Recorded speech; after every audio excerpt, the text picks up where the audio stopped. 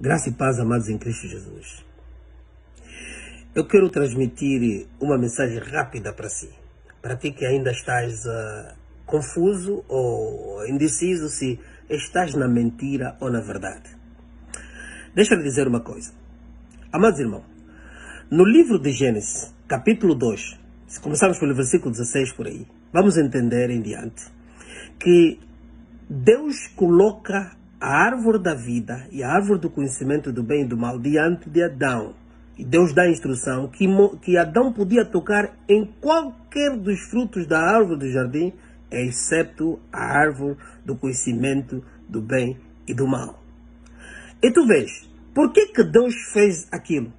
Então, nós vamos ver a repetição da mesma coisa, não temos resposta aqui, mas vamos ver que a repetição da mesma coisa acontece com o povo de Israel, que Deus seleciona, separa, retira-os com a mão poderosa do Egito e leva-os para a terra prometida.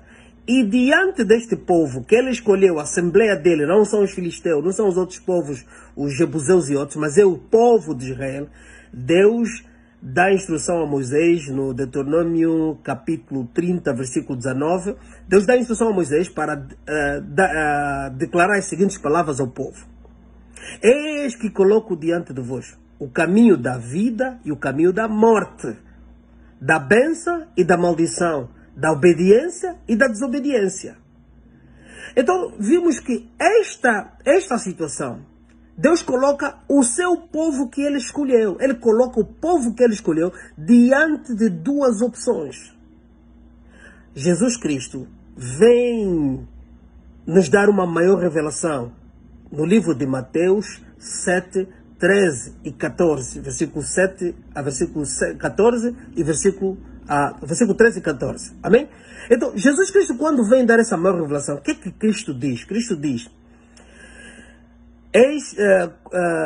entrais pela porta estreita, porque largo é o caminho que leva à perdição.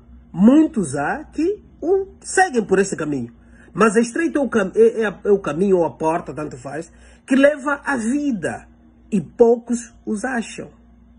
Então Jesus Cristo estava a dizer que diante de nós que fomos, pela graça de Deus, selecionados para estarmos dentro da comunidade dos fiéis dos santos, Deus iria colocar dois caminhos, ou iria permitir que dois caminhos existissem aí, diante de nós. Um caminho da desobediência, outro caminho da obediência. Um caminho da maldição, outro caminho das bênçãos. Um caminho da salvação e o outro da morte. Já se entenderam aqui os sinônimos? Amém? Então o que é que nós vimos? Nós vimos que Deus permite que esse caminho esteja diante de nós. E é o que nós estamos a vivenciar hoje. Mas a resposta disso, vamos entender por quê. Mas onde é que está esse largo caminho? Não, largo caminho é o caminho que ele vai explicar. Quem traria esse caminho é o caminho que ele acaba por explicar no versículo 15. Acautelai-vos. Há uma sequência. Acautelai-vos dos falsos profetas, que eles virão a vós, diante de vós, vestidos de ovelhas, mas interiormente são lobos devoradores, lobos ferozes. Eles trarão um outro evangelho. Eles trarão um outro ensino que te desvia da verdade em Cristo. E neste mesmo capítulo, ele vai dar também, vai fazer a demonstração, lá para o mais ao fim, vai falar também do castigo que eles teriam e o que eles estariam dizendo naquele último dia. Amados irmãos, eu acho que é o suficiente que Cristo nos deu para nós entendermos. Há um falso evangelho, há falsos mestres, falsos profetas. Por isso a resposta que nós a compreensão disso também vamos entender. Por isso é que aqueles templos que vocês veem muito cheios, lugares onde o evangelho da verdade está a ser pregado, aqueles são os caminhos largos. O caminho largo não foi dado ao mundo, não, estreito. É diante do povo que se diz ser santo. É diante desse povo que Jesus vai selecionar o seu povo. E selecionou o seu povo.